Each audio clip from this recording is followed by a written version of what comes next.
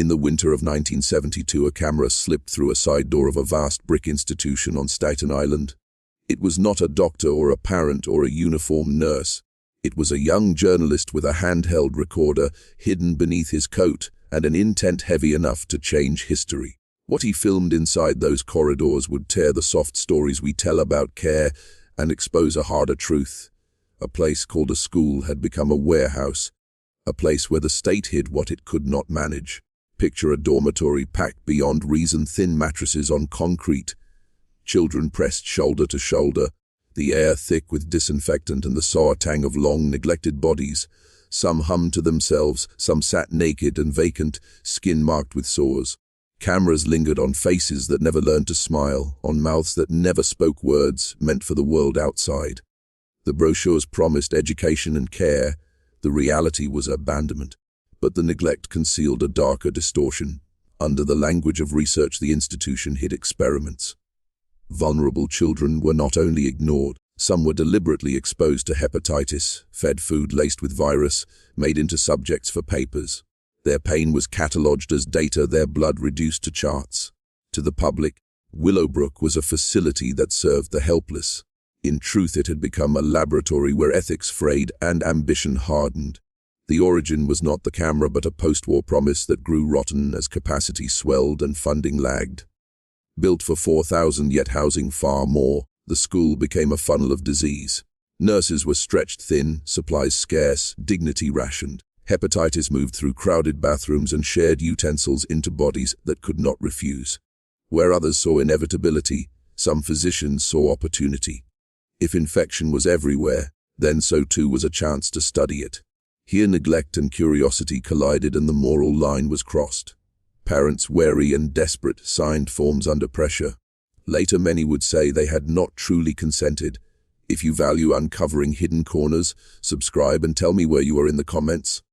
Your city, your state, type. The veil is broken twice in the comments to seal this truth within you. The footage forced a reckoning. What followed rippled through courts, through newspapers, and through the conscience of a nation forever altered. Remember this.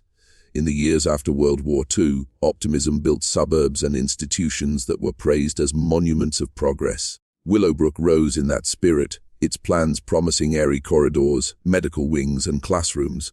Politicians posed with ribbons and declared a triumph of public care. But the promise hid rot. Built for 4,000, the institution soon held far more. By the 1950s, wards meant for 20 held 50. Staff to resident ratios collapsed. Nurses moved through halls like lone islands of effort in seas of need. Supplies were scarce, food and clothing rationed. Neglect spread where care should have been. In that pressure cooker, disease took root. Hepatitis moved through bathrooms, dining halls, and the simple impossibility of hygiene. To some physicians, the outbreak read less like a tragedy and more like an opportunity. If infection was everywhere, so, they argued, was a laboratory for study. The moral lessons of the recent past. The Nuremberg Code, the idea of voluntary consent, had not yet reshaped everyday practice. Oversight was minimal and vulnerable populations were too often seen as convenient subjects. In this vacuum, researchers drew up studies and translated suffering into publishable charts. A central figure walked the wards with scientific certainty, insisting that controlled infection could teach doctors how immunity formed. To his peers, this logic sounded pragmatic. To the children, it meant intentional harm.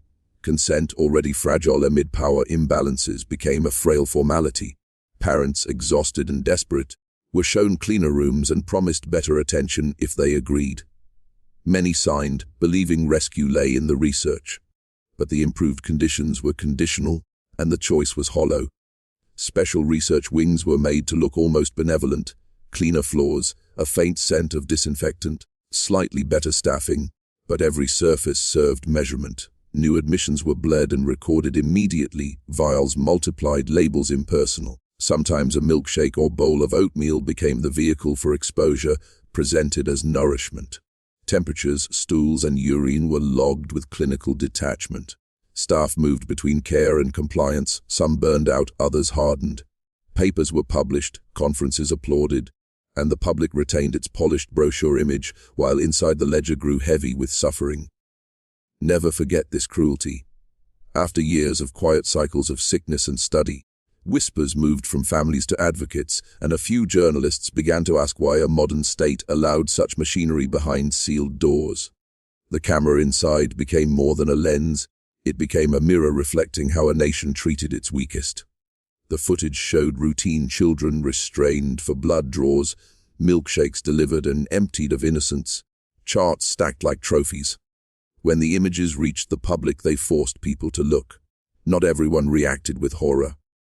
Some in medicine argued the research advanced knowledge, that vaccines and understanding might be traced to these grim classrooms.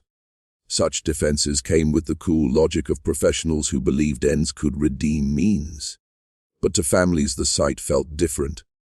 Parents told Willowbrook was their only option, now learned their desperation had been leveraged. Consent had been offered as the lesser of two bad choices, cleaner wards for participation or worse conditions for refusal. Many who signed later said they were not told the deliberate nature of exposure, that form language was clinical camouflage. Legal advocates questioned the validity of consent signed under duress. Public outcry grew, and with it a demand for accountability. If you want these stories unearthed in your town, subscribe and tell me where you are in the comments, your city, your state, so others can find their voice. Geraldo Rivera's reporting amplified outrage. The images aired on television and in print, bringing parent testimonies and ex-staff accounts into the light. Former employees spoke of routine neglect and experiments with an H that unraveled official comm. Medical journals that had cited the studies now faced scrutiny. Applause from conferences grew awkward under the weight of human faces in frame. Defenders insisted the work had value. Critics demanded reform immediately. Once the light fell on Willowbrook, the habit of silence unraveled. Investigations crept into corridors that had been sealed by habit and bureaucracy. Attorneys, civil rights advocates, and a rising chorus of angry families began to demand answers. The institution's records were subpoenaed, internal memos dusted off, and the neat rows of clinical notebooks were compared against the faces in the film. What emerged was a complicated ledger, evidence of deliberate exposure and a culture that normalized harm, alongside pages of defense written by respected clinicians who insisted their work advanced knowledge. Dr. Saul Krugman, one of the men most closely tied to the hepatitis studies, defended his methods with the stubborn certainty of a scientist convinced of his mission. He argued that the children would have contracted the disease anyhow, and that by controlling infection, researchers could learn to prevent it. In lectures and articles, he framed the experiments as contributions to public health. To many academics, his logic appeared rigorous. To many others, it was moral blindness. Courts and committees weighed these conflicting narratives. Legal challenges forced the medical community to explain itself on terms other than peer review. The spectacle of hearings, witnesses, cross-examinations, sobbing parents on the stand began to change the conversation about consent and the limits of research. At the same time, advocates used Willowbrook as a symbol of wider institutional failure, as overcrowding, underfunding, and the societal willingness to hide those who could not advocate for themselves. The scandal became a pivot, sparking inquiries into other institutions and prompting calls for federal oversight that would make consent more than a paper signature. And yet change was slow. Institutions that produced knowledge and prestige were defended by powerful interests. Journals that published findings were hesitant to disavow the data, even as public fury mounted. Inside the wards, the daily reality lagged behind reforms. Children continued to be measured, bled, and observed while promises of reform circulated in legal briefs. Former staff would later speak of shame and despair. Some apologized, others defended their duty. Willowbrook's revelations fed the growing disability rights movement and reshaped public policy. The consequences would echo for decades. The public and lawmakers did not simply recoil. They acted, though action unfolded unevenly and under pressure. Willowbrook's revelations became a lever in legislative halls. Calls for review boards and stricter oversight of human subjects research gained momentum. Where once consent was an afterthought, demands rose for processes that required meaningful understanding and genuine agreement. Requests for independent oversight no longer sounded academic but urgent. Laws would be debated, Committees formed, and the medical establishment would be forced to reconcile its pursuit of knowledge with the dignity of its participants. For many, this was long overdue. Families and advocates argued that the state had a duty to care, not exploit those in its charge. Class actions and lawsuits sought compensation and accountability, while policy discussions tried to translate moral outrage into durable safeguards. Yet laws do not repair the raw moments of harm. They build a framework intended to prevent repetition. Inside legal drafting rooms, terms like informed consent, institutional review board, and research oversight moved from theory into the formal lexicon. These changes would reverberate through hospitals, universities, and federal agencies. But the movement toward reform was neither clean nor complete. Resistance came from those who feared that heavy regulation would slow medical advancement. Some argued that the demands of science required latitude. Others countered that no discovery justified the trampling of human rights. The voices of parents and former staff pressed the point that systems designed without humility can become machinery for harm. If you are listening and want these histories amplified, subscribe and tell me where you are in the comments. Your city, your state, so the conversation spreads. Over time, the scandal did more than alter paperwork. It fed a broader push toward deinstitutionalization and community-based care, shifting policy to smaller supported living. Activists demanded rights, education, inclusion, legal protection. Settlements and legal victories acknowledged harm for some, while others kept fighting for recognition. The moral calculus of public health began to include voices of the affected. Still, many wards remained crowded and the work of repair stretched on. This truth endures. Behind every policy debate and court transcript lay lives changed in ways that statistics could not fully capture. Former residents, now adults, offered recollections that were fragmentary and terrible: the sharp sting of needles, the exhaustion that made days blend together. The way names slipped away and were replaced by numbers on a chart. Some carried scars that were physical, others carried wounds that did not show on X-rays. Shame, confusion, a sense that their bodies had been claimed by decisions they never made. Staff recollections were mixed.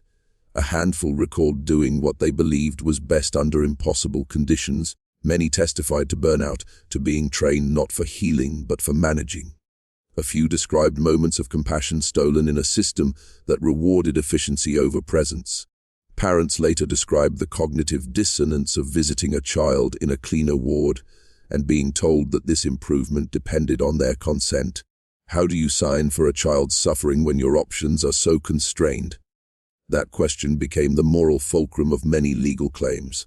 Psychologists and social workers who later worked with former Willowbrook residents documented long shadows, interrupted attachments, developmental delays compounded by trauma, a lifelong negotiation with dignity. Some survivors found community and advocacy, others remained isolated, their stories unheard. The human consequences complicated the scientific claims of benefit. Yes, knowledge advanced in certain technical domains. Virologists learned about incubation periods, about antibody development, but those gains arrived at the cost of human trust. When science demands that a few bear the burden for the many, we must ask who judges that calculus and by what authority. Willowbrook forced such questions into public life, and these were not merely abstract. They shaped how research would be conducted, who would be protected, and the role of ethics in daily medical practice. In classrooms and hospital halls, the phrase "never again" became less ritual and more requirement. Yet institutional memory has a peculiar way of eroding. Complacency can return. The story of Willowbrook thus functions as both an indictment and a warning, an indictment of past failures, and a warning that systems, once compromised, can rebuild themselves unless constantly scrutinized. Documentaries, books, and congressional hearings kept the story in public conversation. Memorials and advocacy groups pushed for lasting supports. Remembering the children is an act of justice. Bearing witness prevents erasure and demands accountability. We must speak their names every year without fail. As Willowbrook's scandal faded into hearings and policy papers, its reverberations were felt in hospital corridors and university departments for years to come. Some institutions embraced reform quickly, instituting independent review boards and rewriting consent procedures. Others adjusted superficially while keeping old habits beneath a veneer of compliance. The medical community wrestled publicly with the ethical gap between discovery and dignity. In conferences, the language shifted, subjects became participants. Control groups were spoken of with caution, benefit had to be weighed against harm in ways it had not before. Yet institutional defenses remained stout. Colleagues who had worked alongside the researchers offered technical rebuttals, citing the potential public good their data might yield. Public interest groups countered that even the best outcomes cannot excuse coercion. The debate spilled into classrooms, law schools, and hospital ethics committees. For families still nursing quiet wounds, legal settlements offered some compensation, but money cannot restore lost years. Survivors and advocates sought structural change, smaller facilities, community integration, supported education, and meaningful oversight. They argued that dignity required more than promises. If you are hearing this and want these histories amplified where you live, subscribe and tell me your city and state in the comments so voices can be connected. Lessons from Willowbrook fed a broader civil rights frame. Disability activists began to insist that people with intellectual and developmental differences were full citizens deserving of rights, not problems to be housed away. The movement demanded access to education, to work, to neighborhoods, and to legal protections that would prevent a repeat of institutional invisibility. Over time, some policies shifted, funding models changed focus from warehousing to support, and regulations around research grew stricter. But the work of transforming culture, the daily choices by staff, the allocation of resources, the willingness to prioritize personhood over efficiency, remained ongoing and unfinished. Even as rules tightened, neglect and abuse surfaced elsewhere, showing that law alone is not a cure.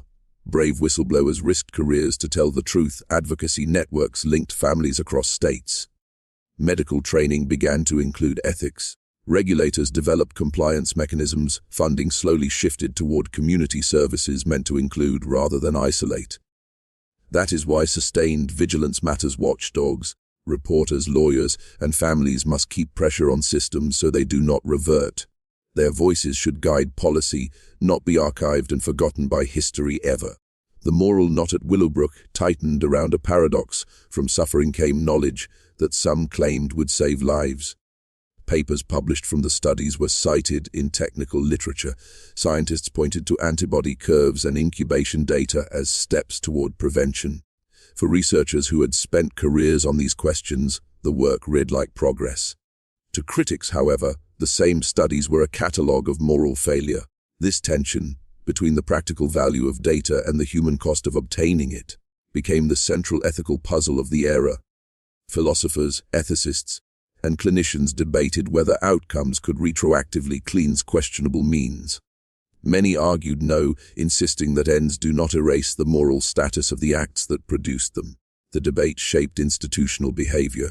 Universities established committees to evaluate research proposals. Grants began to require ethical review. Yet the question remained stubborn.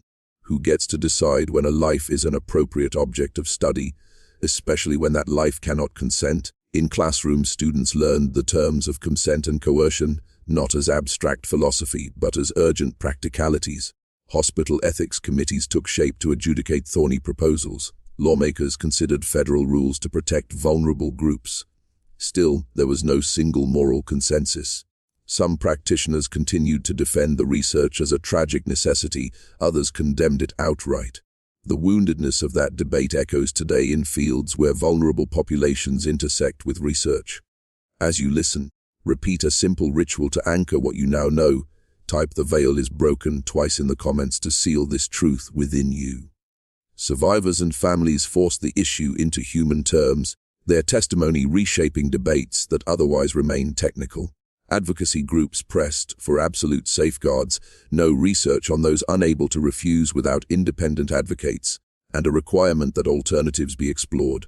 Over time, grantors and journals tightened standards, demanding documented consent and independent review. Institutional review boards proliferated. Yet new vulnerabilities persist. Poverty, isolation, and limited access to counsel still compromise consent. Willowbrook is thus a standing warning. Systems will spot opportunity where people see harm, and only sustained public scrutiny prevents repetition.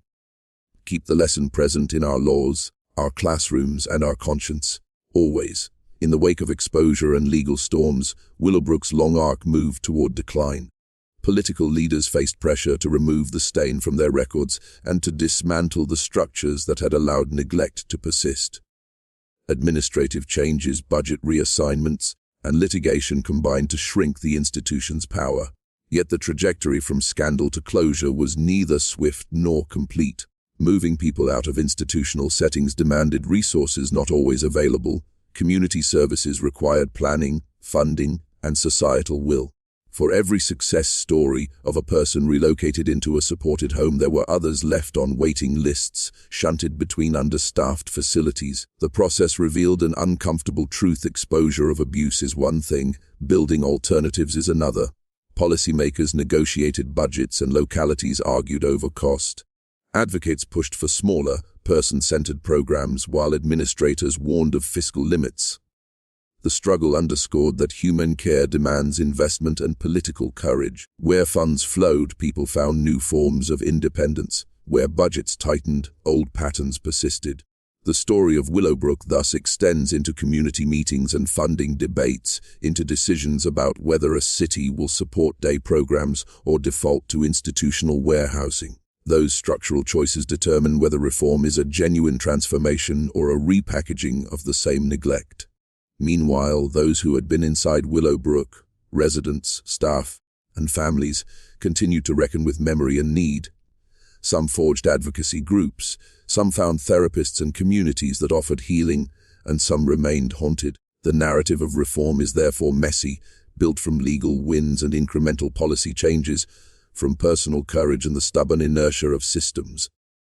To understand Willowbrook fully, one must follow these threads outward into neighborhoods, budget hearings, the halls of universities, and the quiet offices of regulators charged with enforcing new protections. Media continued to matter. Investigative journalists compared promises to realities, revealing when reforms were cosmetic. Survivor-led groups monitored institutions and lobbied for community supports. Employment, inclusive education, and housing. Medical schools added ethics training. Regulators developed compliance mechanisms. Funding slowly shifted toward community services meant to include rather than isolate. These steps do not guarantee perfection, but they make abuse harder. Justice must guide all research funding choices. Beyond policy and litigation, Willowbrook's legacy rests with people who spoke up. Whistleblowers, nurses, aides, and low-level staff risked livelihoods to tell what they had seen. Their courage often came at personal cost: lost jobs, professional reprisal, and social stigma. Yet their testimony was crucial, translating images into accountability. Legal teams relied on their stories to build cases. Advocacy groups amplified them at hearings and in media. The moral courage of insiders reminded the public that reform requires not only laws, but civic bravery. In the years since, protections for whistleblowers improved, but gaps remain, and those who witness abuse still face risk. If you want to help keep such voices safe in your community, subscribe and tell me your city and state in the comments. We can connect resources and advocates. The human element of reform also shows up in how societies remember. Memorials, oral histories, and survivor testimonies keep the past from being sanitized. Educators include Willowbrook case studies in ethics classes, journalists return to stories to verify progress, and policymakers cite past harms when debating budgets. Still, vigilance softens when scandal recedes. The long lesson is institutional. Build safeguards that do not rely solely on episodic outrage. Continuous oversight, sufficient funding, community involvement, and legal protections for whistleblowers are pillars that prevent a single scandal from becoming a pattern. Practically, resisting abuse requires multiple layers. Independent inspectors must be able to enter facilities without notice and issue binding recommendations. Families and community boards should hold seats in oversight bodies, turning policy into lived accountability. Training must center empathy as much as technique. Staff should be evaluated for human care, not only efficiency. Funding should reward integration and support rather than cheap custodial solutions. Where abuse occurred, transparent investigations, meaningful compensation, and long-term supports offer repair. Research involving vulnerable people must include independent advocates and clear alternatives. The press must keep following promises. These steps demand citizens willing to attend council meetings, demand inspection reports, and support survivor organizations. If you act, you help build institutions that respect life. Failing to act lets cruelty recur and protects those who profit from neglect. The aftermath of Willowbrook contributed to a broader moral reckoning within science, the idea that research must respect persons, not merely use them. Ethical frameworks emerged that emphasized autonomy, beneficence, and justice as central pillars of any study. These principles shifted the conversation. Consent was no longer a checkbox but a process. Risks needed justification beyond academic curiosity, and the burdens of research should not fall disproportionately on those least able to decline. The development of review boards and ethics committees institutionalized these ideas, requiring that studies be assessed for more than scientific rigor alone. In many fields, this was transformative. Researchers who once took vulnerable populations for granted found themselves required to build safeguards, engage communities, and consider the distribution of benefits and harms. The rhetoric of respect reshaped grant applications and study designs. Yet principle and practice can diverge. Debates persisted about what counts as sufficient understanding for consent, how to protect those with limited capacity, and how to balance potential benefit against individual cost. Philosophers pointed out enduring tensions. A utilitarian calculus that prizes outcomes can conflict with a deontological insistence that certain acts are always wrong regardless of benefit. Willowbrook lived at the intersection of those tensions. Its lessons foreground the necessity of moral imagination in science, the capacity to see research participants as equals in dignity, not merely means to an end. For students of ethics and for every citizen, this demands a constant practice to question not only what is possible, but what is permissible. The machinery of data collection, after all, runs on human lives. If systems do not foreground humanity, they risk repeating past errors under new justifications. Practical innovations aim to bridge principle and practice. Community advisory boards and participatory methods involve people in study design. Independent advocates protect those with impaired capacity. Training programs teach clear communication of risks and how to listen to community concerns. Funders and journals often require documented community engagement and ethical review. These steps do not guarantee perfection but make abuse harder. Enforcement matters. Regulators must back rules with audits, penalties, and accessible complaint mechanisms. Civil society, watchdogs, and investigative reporters provides external pressure that internal systems lack. Willowbrook shows conscience is insufficient. Structures outside research entities must sustain ethical practice. Education about past abuses should be mandatory in medical training, and institutions must honor victims by embedding their stories into curricula always present. Survivors of institutional abuse often display a complicated resilience. Many who lived through places like Willowbrook found ways to reclaim agency, learning skills, forming peer networks, and speaking out to protect others. Recovery is rarely linear. Trauma can recur in triggers, and institutional settings might exacerbate wounds. Yet collective remembrance and purposeful policy can help mend what was broken. Community-based supports, individualized plans, job coaching, inclusive education, and accessible healthcare enable people to live with dignity. These practical supports are moral acts. They affirm that persons are ends in themselves. Where communities invested in such services, lives improved measurably. Where neglect continued, old pains returned. Restorative approaches also matter. Accountability that includes truth, telling, reparative compensation, and the participation of survivors in designing redress is more healing than secrecy. Legal settlements without survivor input risk treating harm as a ledger entry rather than human loss. Beyond policy and practice, there is a deeper obligation to teach new generations the ethical lessons of history. Medical trainees who learn Willowbrook's story may be less likely to rationalize harm. Social workers who witness reports of neglect may be quicker to intervene. Citizens who know the cost of silence may pressure politicians to fund humane alternatives. The hard work of repair lies at the intersection of law, practice, and culture. If any single lesson emerges, it is this: dignity is not accidental, it is a choice society must make repeatedly day by day.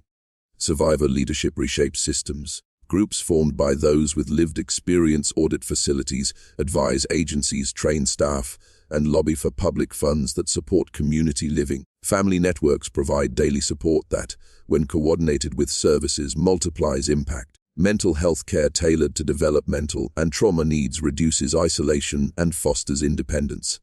Inclusive schools teach participation early, setting expectations for work and civic life. Philanthropy and targeted government funding can scale proven supports, but success must be measured by personal outcomes, stable housing, meaningful work, friendships, and genuine choice, rather than by beds closed or dollars relocated. Data systems should track dignity alongside cost. Finally, the moral imagination of any society shows in budget votes, zoning decisions, and regulator appointments. Choosing dignity requires sustained attention, empathy, and civic engagement. Willowbrook remains a prompt to prevent repetition. We must build systems that place people first, not convenience, prestige, or the pursuit of knowledge at any cost. Act locally, vote, attend meetings, and hold leaders to account consistently daily. Willowbrook did not exist in isolation. Its story interwove with larger movements for civil rights and the expanding idea of human rights in the post-war era. Disability advocates found allies among other movements that challenged systems of exclusion. The shared language of rights, dignity, and access strengthened campaigns that sought to move people from institutions into communities.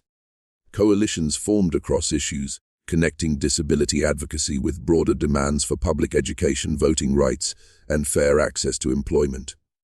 These alliances changed the political calculus. Policymakers who once ignored marginalized voices now faced coordinated pressure from diverse constituencies. Cultural change tracked legal change. Art, literature, and film humanized people who had been rendered invisible. Public memory of institutions like Willowbrook shifted from shameful silence to a call for remembrance and repair. And yet this progress was uneven. In many places, the stigma of institutionalization persisted, and families continued to confront social barriers to inclusion. Economic inequality shaped outcomes. Communities with resources created paths to independence, while poor areas struggled. This uneven geography of care meant that a child's fate could still hinge on zip code. The moral obligation became not only to close abusive wards, but to redistribute opportunity so that inclusion was feasible for everyone. Education, employment supports, and healthcare access became the practical pillars of that obligation. Where systems prioritized these pillars, lives improved. Where they did not, old cycles of neglect reasserted. Remembering Willowbrook thus demands a twofold commitment: to contest institutional abuse and to build inclusive societies where vulnerability is met with support, not exile. Stories and testimony remained central. Survivor narratives entered curricula, exhibits, and hearings, giving policy work urgent human texture. Employers that adopted inclusive hiring practices showed people with developmental differences are assets, not burdens, and local governments that funded accessible housing, transit, and supported employment enabled real transitions out of institutions. Grants and partnerships created missing pathways. Advocates cautioned that success metrics must reflect lived goals. Policies shaped by those with experience were more durable. International exchanges highlighted alternative social care models and offered lessons in inclusion. Through collective effort, the practice of care shifted from sequestering vulnerability to building public life that welcomes difference. Willowbrook's memory, preserved by communities and institutions, became a resource for imagining better systems rather than a mere relic of shame. Remembrance must include ritual legal reform, educational change, and funding commitments sustained across political cycles, always and everywhere. One of Willowbrook's darkest lessons is the ease with which abstraction can erode empathy. In the language of research, human beings become variables, pain becomes a data point, names become numbers. That psychic distance allows otherwise decent people to perform acts they might otherwise recoil from. Bureaucracies reinforce this tendency. Forms, schedules, and targets prioritize throughput over presence. When the measure of success is efficiency, institutions tend to optimize for narrow metrics and neglect qualitative harms.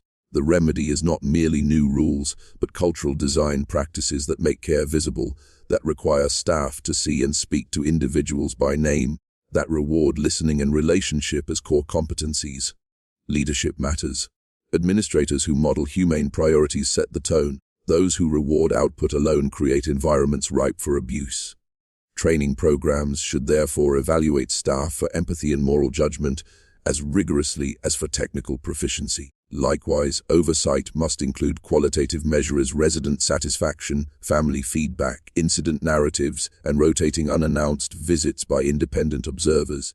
Data should be used to illuminate experience, not to obscure it. Technology can help. Electronic reporting systems that track complaints and follow-ups, for example, but only if human judgment remains central. Willowbrook reminds us that the culture of an institution determines whether rules are rubber stamps or living commitments. Building cultures of care takes time, investment, and a willingness to change how success is defined and rewarded. Practically, cultivating such cultures requires structural reform.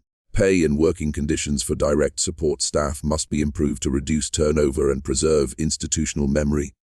Career pathways, ongoing supervision, and reflective practice sessions help staff think ethically about their work.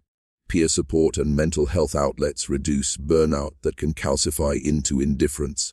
Involving families and community volunteers in day-to-day life breaks down the walls of separation and creates social accountability. Design matters too. Smaller residential models and communal spaces and opportunities for residents to lead programming foster ownership and dignity. Regulatory systems should fund and incentivize these design principles rather than penalize with fines that do not translate into better care. Evaluation frameworks should track subjective well-being alongside clinical outcomes, and audits should prioritize lived experience.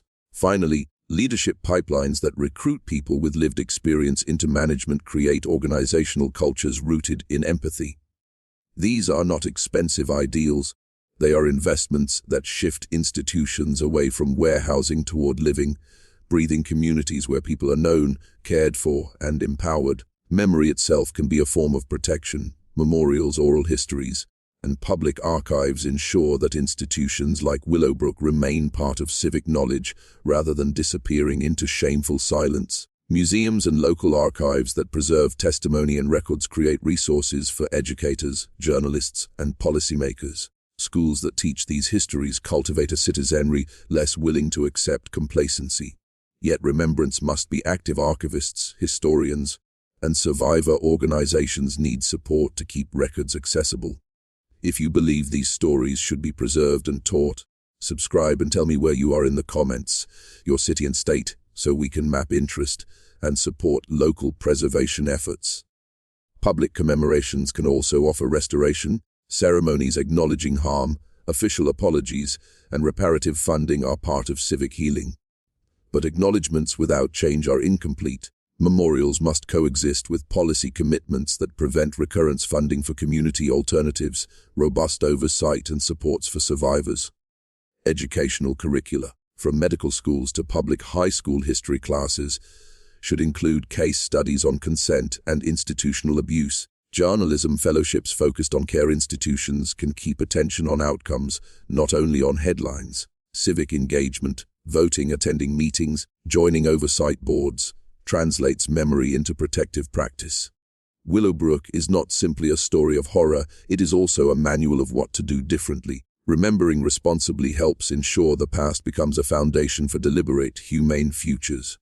Practical civic steps are simple but powerful. Support local organizations that provide community-based services. Their success reduces demand for institutions.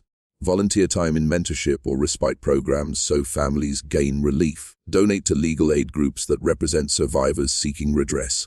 Pressure elected officials to fund long-term supports, stable housing, employment programs, and accessible health care rather than one-time projects. Ask for transparency, demand public inspection reports, and accessible complaint mechanisms that families can use. Encourage local universities to include ethics training and community engagement in clinical and research programs. If you work in research, insist on community advisors and independent advocates for vulnerable participants. Support journalism that follows up on promised reforms. Investigative reporting keeps systems honest. Finally, treat memory as a civic task, attend commemorations, share survivor stories respectfully, and ensure that education includes both facts and the human faces. Collective action turns mourning into prevention. Each local campaign contributes to a national culture that refuses to relegate its vulnerable to silence. And that is how we honor those who suffered at Willowbrook. From an institutional standpoint, reform after Willowbrook produced new architecture for research oversight.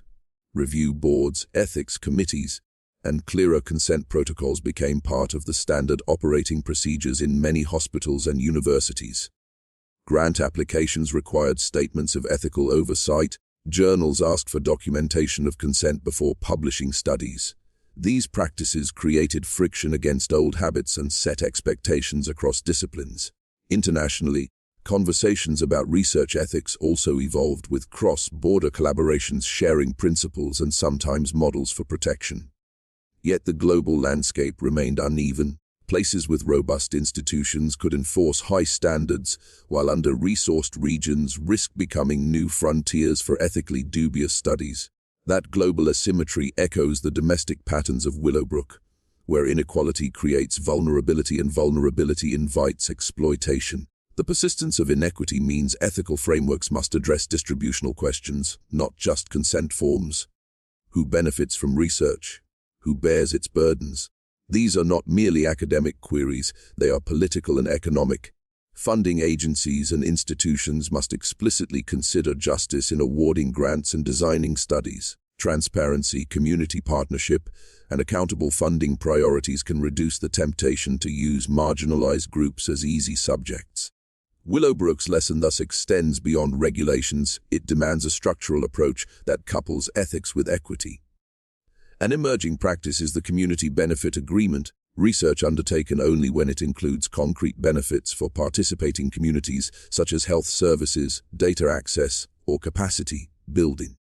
Participatory action research centers collaborators rather than subjects, ensuring that questions asked are relevant to those affected and that results are returned in usable forms. Data sharing agreements can empower communities to steward their own information and prevent external misuse. Philanthropy and governments must prioritize funding that supports such ethical models instead of subsidizing research that offers only academic prestige. Civil society has a watchdog role, but it must be resourced. NGOs that audit compliance and support whistleblowers need funding and legal protections. Education plays a part too. Embedding community-centered research methods in graduate training creates a culture of responsibility. Technology can both threaten and protect. Digital data requires careful governance, and vulnerable groups must not become testing grounds for lax standards. Ultimately, addressing structural inequity through poverty reduction, access to healthcare, and strong public services reduces the conditions that make exploitation possible. Justice must guide all research funding choices. Accountability is the hinge on which prevention turns. Laws setting ethical standards matter, but enforcement makes them real. Whistleblower protections must be robust, with legal safeguards and confidential reporting channels. Independent auditors should have the authority to inspect and publish findings. Data transparency, clear, accessible reports on outcomes and incidents, lets the public see whether reforms function. Funders and accrediting bodies should withhold support from entities that fail to meet humane standards. Consequences create incentives. If you want to help strengthen accountability where you live, subscribe and tell me your city and state in the comments.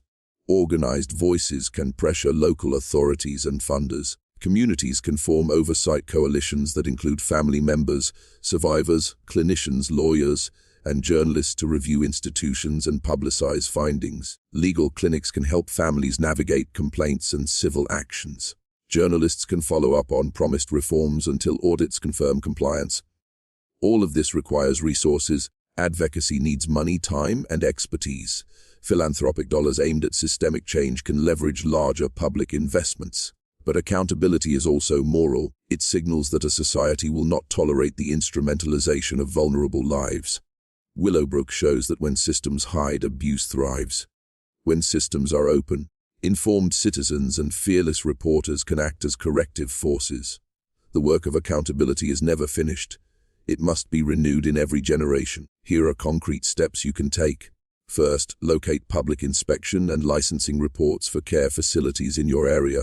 Most states publish them online. Review nursing ratios, incident reports, and follow up documentation. Second, contact your elected officials and ask what funding and oversight they support for community services. Demand explanations and timetables. Third, support or start local oversight groups that bring together stakeholders to monitor outcomes and to produce public scorecards. Fourth, back legal aid and advocacy groups that represent families and survivors so they have the means to seek remedies. Fifth, encourage local media to adopt beats that track institutional care and require follow-ups on promised reforms. Sixth, if you are a researcher or clinician, push your institution to publish raw outcome data and to include community advisors in every phase of study design. Seventh, fund or volunteer with organizations that train direct support staff and that provide career pathways to improve retention. Eighth, participate in public hearings and school budget meetings where decisions about care funding are made. Small sustained efforts, coordinated, create pressure that systemic actors cannot easily ignore. The psychology that enabled Willowbrook is not exotic, it is mundane and replicable. When institutions distance caregivers from those they serve, through shifts, through numbers, through bureaucratic hierarchies, the human capacity for empathy dulls. Administrative language speaks of caseloads, metrics, and service units. It rarely names individuals. The slow accretion of small dehumanizing practices creates a culture where exploitation can seem normal. Breaking that cycle requires rehumanization, deliberate acts that reconnect staff and leaders to the lives they affect. Rituals help. Daily briefings that begin with resident stories, a name and face, boards that remind teams who they serve, structured time for relationship building rather than simply task completion. Supervision should include reflective practice where staff discuss ethical dilemmas, not just logistical problems. Leadership should incentivize presence, praise those who spend time listening to residents and families, not only those who close cases quickly. Organizational structures should minimize anonymous handoffs, and continuity of care should be prioritized. Investing in staff well-being, reasonable hours, adequate training, mental health supports, reduces the risk of moral fatigue. A humane culture also requires channels that make it easy to report concerns and hard to bury them. Transparency, routine reflection, and an ethic of curiosity about one another's experience can inoculate organizations against the kind of moral erosion that allowed Willowbrook to happen. Systems shaped by such practices tilt toward healing rather than harm. Concrete organizational policies matter. Hire managers with direct field experience or lived experience of disability. Their perspectives anchor decisions in reality. Create rotational programs so staff from different units observe each other's work and share concerns. Encourage co-production of policies with residents and families so procedural rules reflect real needs. Build rapid response teams that include independent advocates who can intervene when incidents occur and require public reporting of outcomes. Fund continuous ethics education integrated into job expectations rather than optional seminars. Create feedback loops where family and resident input alters budgets and staffing allocations. Use resident satisfaction as a core performance indicator tied to funding. In procurement, prioritize vendors with strong records on human care and staff treatment. Reward innovations that increase autonomy. Transportation that helps residents access work and social life. Communication tools that allow choice, making and programs that foster community friendships. Finally, celebrate small humane wins publicly to reinforce culture. Staff reuniting a resident with a lost pet, a new job placement, a family visit facilitated despite obstacles regularly. These human acts amplified by policy build institutions that resist the drift toward indifference. Justice after institutional abuse is complex. Courts can award damages, regulators can revoke licenses, and policymakers can reallocate funds, but those mechanisms alone do not always restore dignity. Survivor-centered justice demands more participation in decision-making, acknowledgement of harm by institutions, opportunities for restorative programs, and public recognition that wrongs occurred. Some systems have experimented with restorative justice models. Processes where survivors meet with institutional representatives, receive apologies, and collaboratively shape remedies. Those processes can be powerful but require trust, transparency, and a readiness to accept uncomfortable truths. Legal remedies help but must be paired with long-term structural support. Housing, healthcare, employment, and community services that enable meaningful lives. The politics of reparation are often contested. Budgets are finite and priorities compete. But the moral case is sharp. Where the state or institutions have harmed, the state has a responsibility to repair.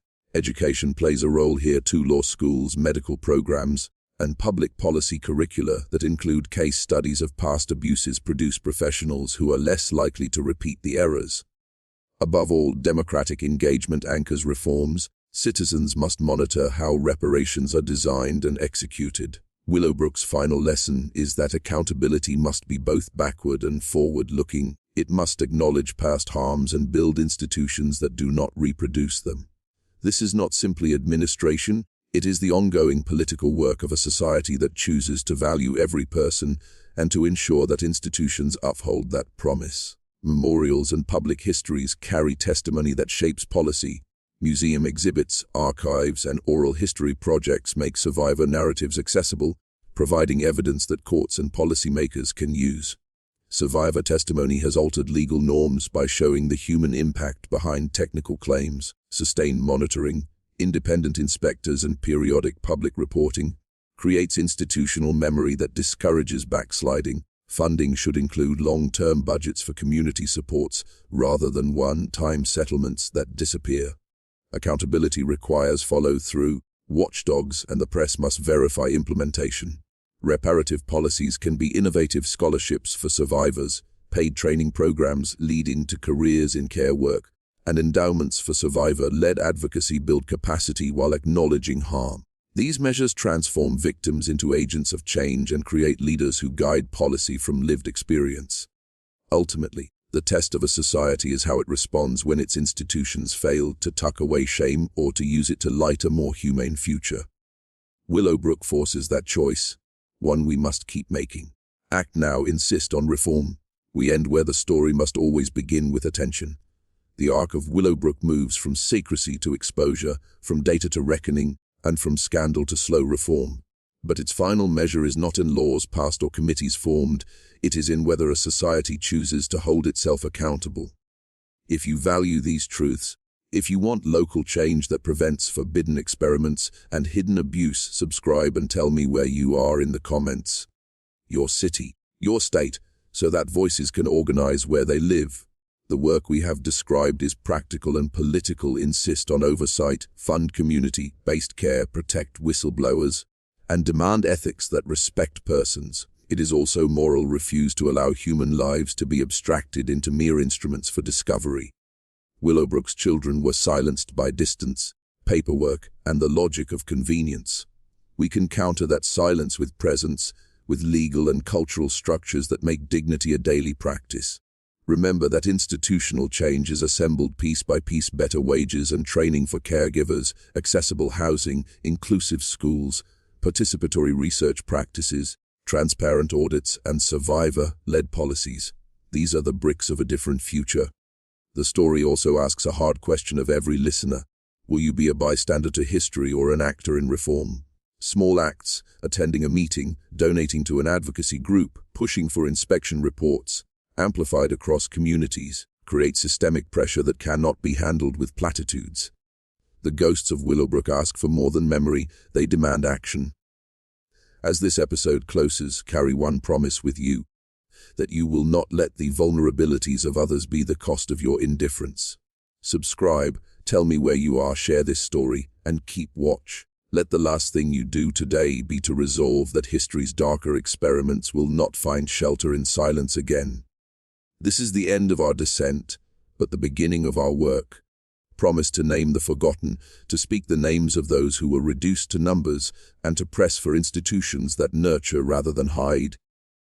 Reach out to survivor groups, support investigative journalism, and insist that museums and schools teach these lessons. History offers us the raw material for better futures. It does not by itself change anything. Change requires your attention, your votes, and your steady refusal to look away. Begin now, keep that promise always.